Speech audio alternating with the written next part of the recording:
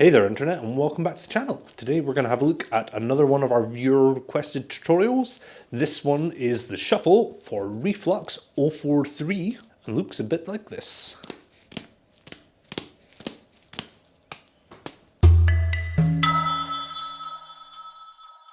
Okay, so let's dive into it. First of all, there is the trick known as the shuffle.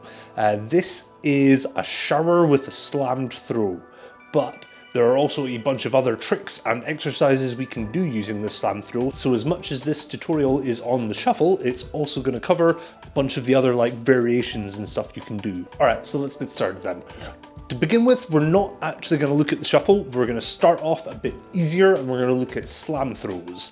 So what is a slam throw? So a slam throw is like a kind of a quick straight across throw, a 1 or a 2x if you know side swap, but instead of going underneath the ball that's coming in, so the orange one's coming into my hand, the green, so the orange one's coming into my hand, the green one's the one that's getting thrown across, and the green one goes underneath the orange ball. The difference with the slam throw is when the orange one comes down, you're going to wait a little bit longer till the green one can go across the top and then still catch that orange ball. So starting out, I think the best way to attempt this throw is probably to just hold one of the balls here and we're just going to come across and take it. And the one on top is just going to throw across. You can practice this quite back and forth because obviously it's juggling. We want to learn both hands. You never just want to learn one hand of it.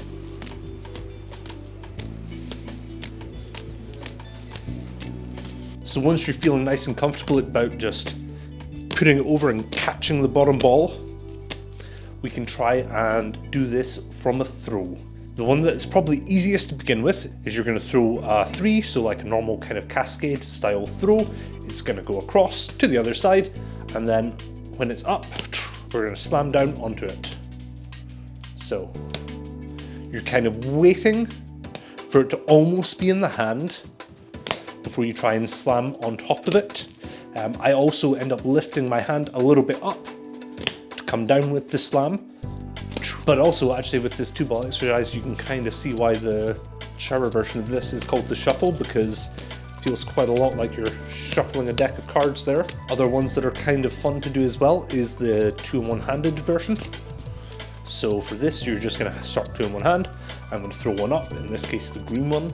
It's going to go up, and then I'm going to slam over the top of it with the orange. So again.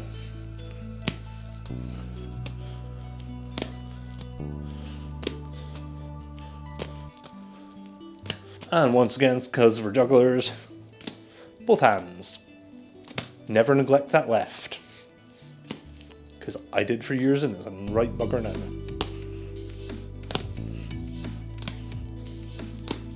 So to start with, you can keep your hands really close together for this.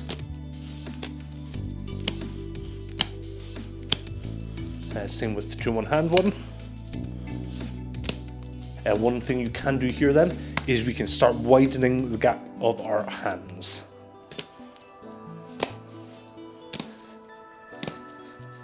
And to make this easy, you find you want kind of like a little bit of a downward sort of angle on your slam. So starting it up and pulling down. This just gives it a little bit more space for the ball that's being slammed to make it over the top.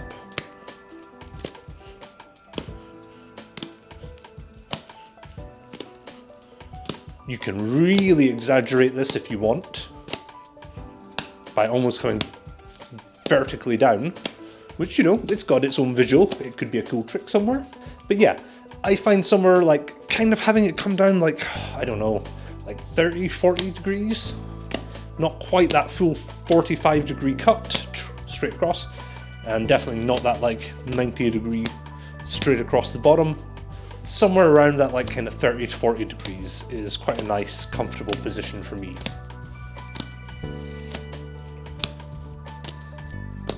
Cool, so next we're going to try our slam as part of a cascade, which I think is the easiest one to start, one of the 3-ball tricks to start off with. We're going to go through 3 of them today. We're going to do slams in a cascade, we're going to do the shuffle itself, and then we're going to do a slam box. So with the cascade, what we're going to do is we're just going to juggle our cascade here. Once you're feeling ready, you're going to pick a ball. I'm going to pick the green one, and I'm just going to do a slam. And this would be kind of the same as if I'm going here. I'm going to do one beat of shower, then back into the cascade. So generally it's going to be my left, if I'm going to do it from my right hand, my left hand is going to make the throw. I'm going to do the shower beat and come back in. We're doing exactly the same for the slam. I'm doing the throw from my left hand, slamming over with my right, and then straight back into cascade again.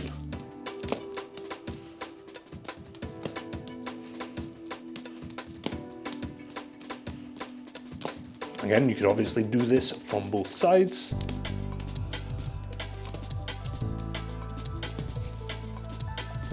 And actually there's a cool little kind of tennis pattern where you can do one side then the other side. So if I'm just going to say keep my green ball as the ball that's being slammed,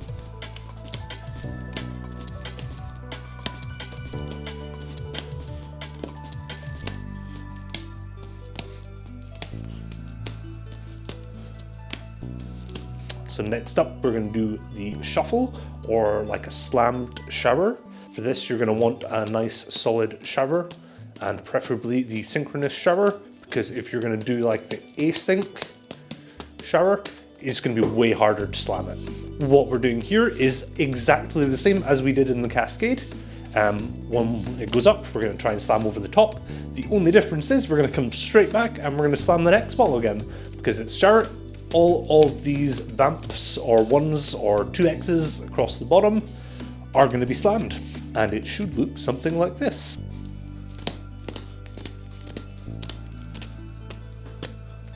As you might notice while I'm doing the shuffle here, there are the throws coming from my left hand, the ones that are doing the 4X, if this is a 4X, 2X shower, are going a little bit lower than they normally would. That's because I'm catching them lower than I probably normally would.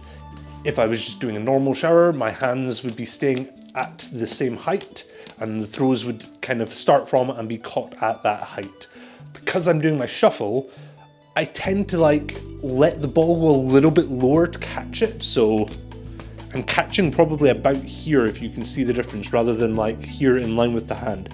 It's going a little bit lower, so my throw can be a little bit lower, and it still travels the same amount of distance. It's not a big difference, but it actually really helped me thinking about it this way, so maybe it also helps you. So the last thing we're going to have a quick look at is the slammed box. And we already kind of did the exercise for this one already with 2 balls, where we throw one up, and we're going to come across the top of it and down.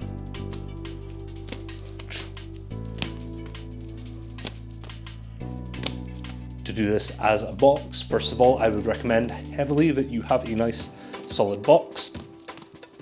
And you want to keep it quite low as well, this one. Don't want your box to be really big like this, because it's going to make it quite hard to slam, because your slam wants to start at the same point where you would normally throw the one across the bottom.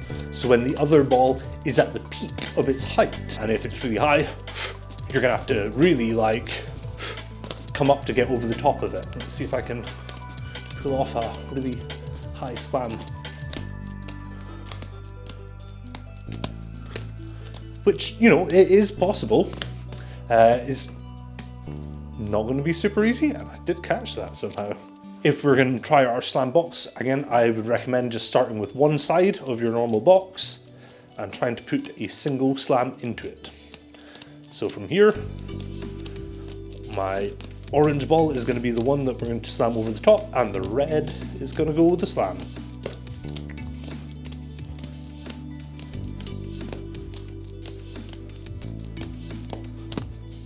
As with most tricks, I find the best way to learn them is building them up slowly. So what I would do is start just by doing one side, and then trying to do one with the other side. So you can train one side until it's nice and consistent, so you can go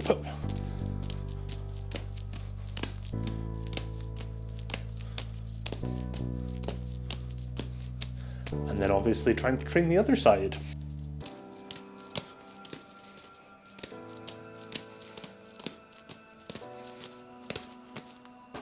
And as you can probably tell from that, even my left hand here is nowhere near as strong as my right. So that's the thing, why you train your bad hand. And you don't just leave it like I used to do. Once you're feeling comfortable with both sides, you can try putting them together.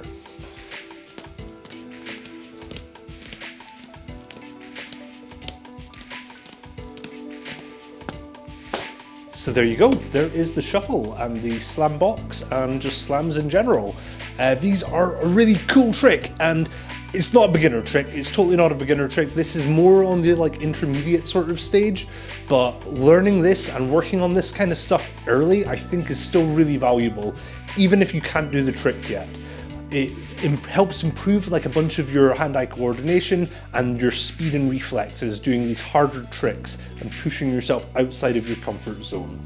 These ones in particular I think open up as well a really fun kind of like family of like tricks and box variations and stuff. I love box variations. It opens up a bunch of the ideas for like things like the N box or the X box or the top box. For example, the N box here is kind of like a slam and a reverse slam at the same time. Whoa. So yeah, I hope you've enjoyed the video for today, and I'll see you in the next one.